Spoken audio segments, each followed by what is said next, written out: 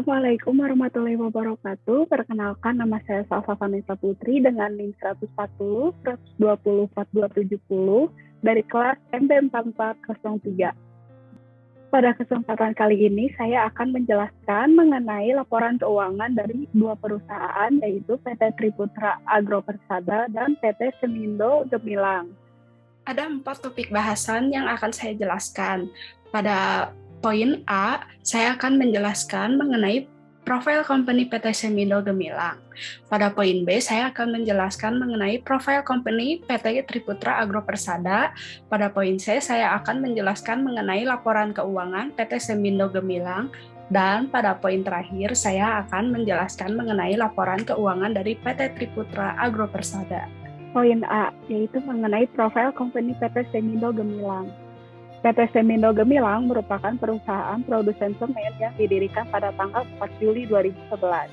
Selain itu, PT Semindo juga bergerak di bidang manufaktur, pemasaran, dan distribusi produksi semen dan clinker dari Indonesia dengan merek semen merah putih.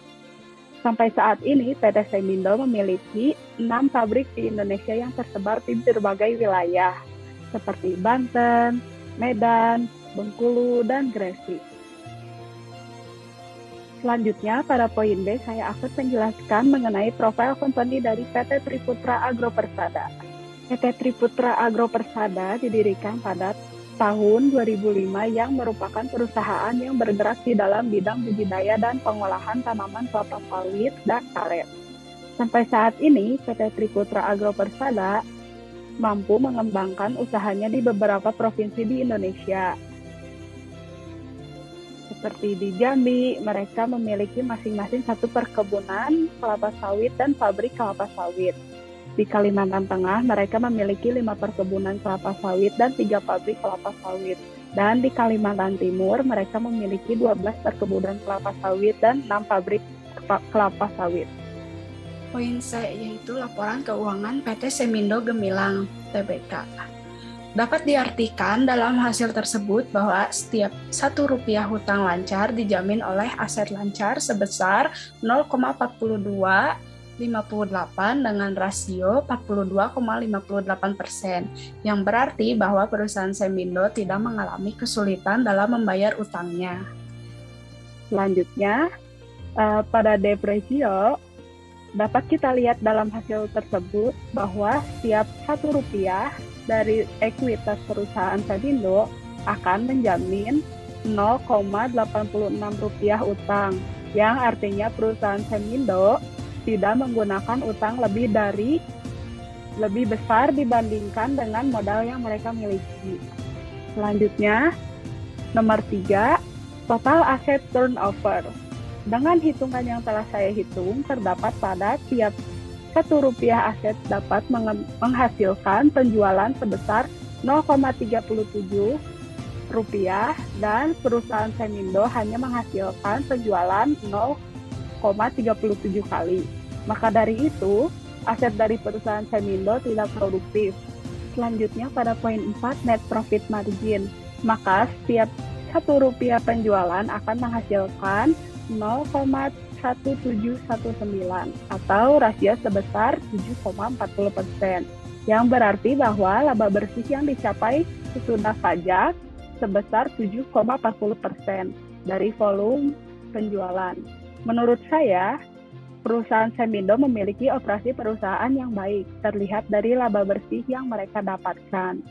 Selanjutnya pada poin 5, return on asset atau ROA, dapat disimpulkan bahwa setiap Rp1 aset mampu menghasilkan laba sebesar 0,0278 atau 2,78%.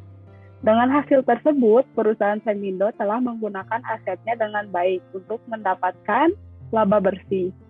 Selanjutnya pada poin 6, gross profit margin atau GPM. Dengan hasil gross profit tersebut, maka tiap Rp1 keuntungan perusahaan mampu menghasilkan laba kotor sebesar 136,9, yang mana dengan hasil tersebut, menurut saya, keadaan operasi perusahaan sudah baik. Selanjutnya, pada poin 7, return on equity atau ROE.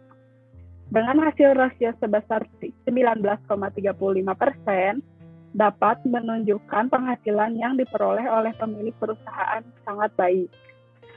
Selanjutnya, pada poin terakhir yaitu fixed asset turnover, dapat dikatakan bahwa tiap Rp1 aset tetap mampu menghasilkan penjualan sebesar 0,48 yang mana efisiensi penggunaan fixed asset untuk menghasilkan penjualan terbilang baik.